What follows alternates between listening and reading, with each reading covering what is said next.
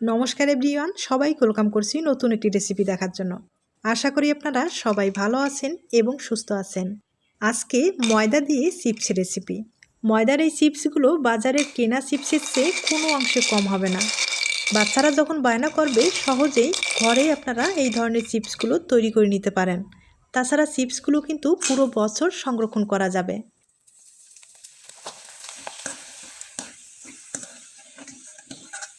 এবার চলুন মূল রেসিপিতে যাওয়া যাক, আশা করি আপনাদের ভালো লাগবে। ময়দা প্রায় এখানে 100 গ্রামের মতো ব্যবহার করব। তবে ময়দার বদলে আপনারা আটাটাও ব্যবহার করতে পারেন। আর হাতের কাছে যদি আপনাদের চালের গুঁড়োটা থাকে তাহলে কিন্তু সামান্য পরিমাণে চালের গুঁড়ো ব্যবহার করতে পারেন। আর চালের গুঁড়ো যদি না থাকে তাহলে দেওয়ার দরকার নেই, কোনো সমস্যা হবে না। আমি এখানে 1 চামচের মতো চালের গুঁড়ো দিয়ে দিলাম। আমি আবারও বলছি, চালের গুঁড়োটা থাকলে দিয়ে দিবেন অথবা স্কিপ করতে পারেন, কোনো সমস্যা হবে না। সামান্য পরিমাণে লবণ দিয়ে দিলাম, খুব ভালোভাবে মিশিয়ে নেব। এবার জল দিয়ে একটা বেটার তৈরি করে নিতে হবে, তবে একবারে নর্মাল জলটা ব্যবহার করতে হবে। আর জলের পরিমাণটা কিন্তু একবারে দেওয়ার দরকার নেই, বেশি কম হতে পারে, তাই অল্প অল্প করে জলটা দিয়ে বেটারটা তৈরি করে নিতে হবে। আর আটা অথবা ময়দার যে বেটারগুলো হয় সেগুলো কিন্তু অনেকটাই দানা থেকে যায়। দানাটা না থাকার জন্য কিন্তু একটু সময় নিয়ে ভালোভাবে ফেটিয়ে নিতে হবে, অথবা একটা কাজ করতে পারেন, একটা ছাঁকুনির সাহায্যে কিন্তু চেলে নিতে পারেন, তাহলে সময়টাও কম লাগবে এবং বেটারটাও খুব ভালোভাবে তৈরি হয়ে যাবে।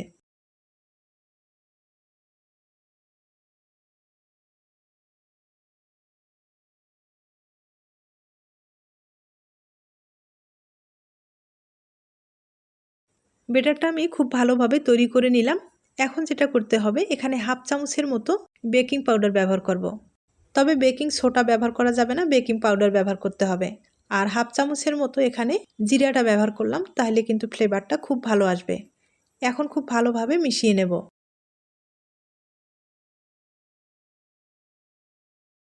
এবার আমি বেটারের ঘনত্বটা দেখিয়ে দিচ্ছি। আর পাতলাও হবে না, ঘনও হবে না, হয়তোবা দেখেই বুঝতে পেরেছেন। এবার কিছুটা বেটার একটু আলাদা করে নেব, আর এটাতে ফুড কালার ব্যবহার করব। তবে আপনাদের ক্ষেত্রে যদি ফুড কালারটা পছন্দ হয় দিয়ে দিবেন, অথবা স্কিপ করতে পারেন।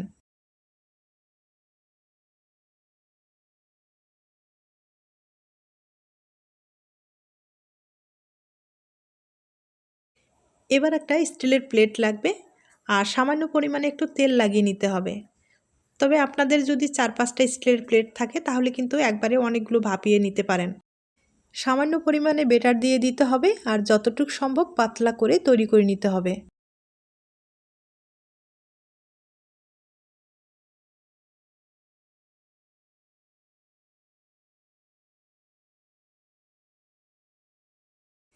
প্লেটটা আমি ভালোভাবে রেডি করে নিলাম। এবার ভাপিয়ে নিতে হবে। অবশ্যই একটা ঢাকনা ব্যবহার করতে হবে, আর 30 সেকেন্ডের মতো অপেক্ষা করে নিতে হবে। 30 সেকেন্ড ভাপ দিলেই হয়ে যাবে। আমি ভাপিয়ে নিলাম, এবার তুলে নিতে হবে। এখন প্লেট থেকে আলাদা করে দেখিয়ে দিচ্ছি। তবে হালকা করে একটু ঠান্ডা করে নেবেন, তাহলে সহজেই প্লেট থেকে আলাদা হয়ে যাবে। আর দেখতে পাচ্ছেন কত সহজেই প্লেট থেকে আলাদা হয়ে যায়, আর অনেকটাই কিন্তু পাতলা হয়েছে। একইভাবে যে ফুড কালারটা ব্যবহার করলাম সেটাও কিন্তু প্লেট থেকে একটা আলাদা করে দেখিয়ে দিচ্ছি। প্লেটটা যতবার ব্যবহার করবেন অবশ্যই প্লেটটা পরিষ্কারের পরে কিন্তু বেটার দিয়ে তৈরি করে নিতে হবে। এখন আপনাদের চিপসগুলো তৈরি করে দেখিয়ে দিচ্ছি।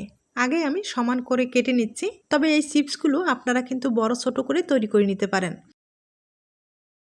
তবে কেটে নেওয়ার যে বাড়তি অংশগুলো সেগুলো কিন্তু ফেলে দেবেন না, এগুলো কিন্তু রোদ্রে শুকার পরেই চিপস হিসাবে খেতে পারবেন। এবার একটা লাগবে কাঠের টুকরো, কাঠের টুকরোয় হালকা করে তেল লাগিয়ে নিলাম। এখন চিপসগুলো আমি তৈরি করে নেব। আর চিপসগুলো কিন্তু আমি আবারও বলছি, বড় ছোট করে তৈরি করে নিতে পারেন। আর আমি কিন্তু মাঝারি সাইজ করে তৈরি করে নিচ্ছি। দেখতেই পাচ্ছেন কতটা সহজে এই চিপসগুলো তৈরি করা যায়। এই চিপসগুলো কিন্তু বাচ্চাদের ভীষণ প্রিয়। আপনারা চাইলে সহজেই এই ধরনের চিপসগুলো তৈরি করে নিতে পারেন। কাঠের টুকরোটায় মাঝে মাঝে হালকা করে একটু তেল লাগিয়ে নেবেন, তাহলে চিপসগুলো খুলতে কোনো রকম সমস্যা হবে না, খুব ইজিভাবে কিন্তু খুলে আসবে। আমি একইভাবে কয়েকটা চিপস তৈরি করে আপনাদের দেখিয়ে দিচ্ছি।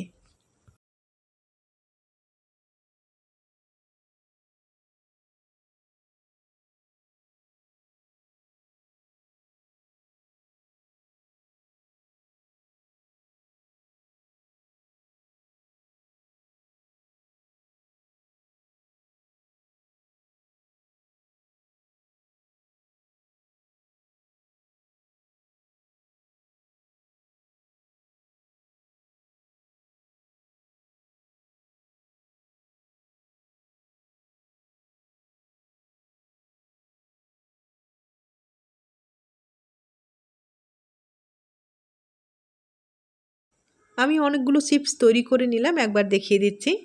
এই চিপসগুলো এখন রোদ্রে শুকাতে হবে, আর রোদ্রে শুকালেই দীর্ঘদিন পর্যন্ত সংরক্ষণ করা যাবে। চিপসগুলো আমি রোদ্রে শুকিয়ে নিলাম, এরপরে আপনাদের দেখিয়ে দিচ্ছি। আর দেখতে পাচ্ছেন চিপসগুলো কতটা সুন্দর হয়েছে। বাজারের চিপসের চেয়ে কোনো অংশে কিন্তু কম হবে না। অবশ্যই বাড়িতে একবার হলেও ট্রাই করে দেখবেন।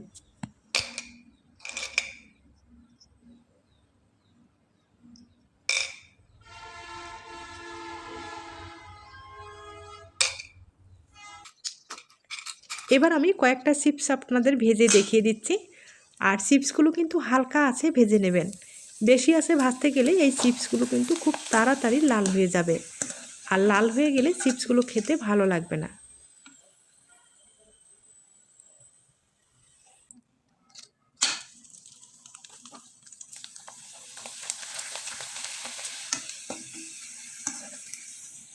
দেখতে পাচ্ছেন চিপসগুলো তেলে দেওয়ার সাথে ফুলে কত বড় হয়ে গেছে। বাজারের চিপসের চেয়ে কোনো অংশে কিন্তু কম হয়নি, হয়তোবা দেখে বুঝতে পেরেছেন। তবে রিকোয়েস্ট থাকবে একবার হলেও বাড়িতে ট্রাই করে দেখবেন।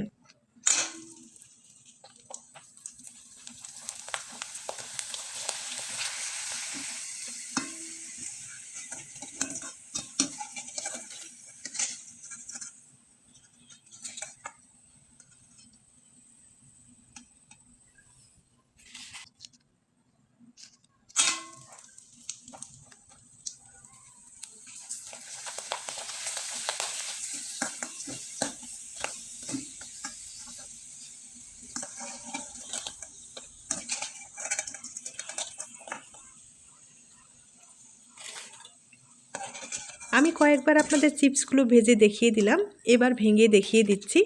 আর দেখতেই পাচ্ছেন ভাজানোর পরে কতটা সুন্দর হয়েছে। বাচ্চারা কিন্তু ভীষণ পছন্দ করবে। তাইলে আজ এ পর্যন্ত, নতুন কোনো রেসিপির সাথে আবার দেখা হবে। নতুন রেসিপির জন্য সবাইকে আমন্ত্রণ রইল। সবাই ভালো থাকবেন এবং সুস্থ থাকবেন।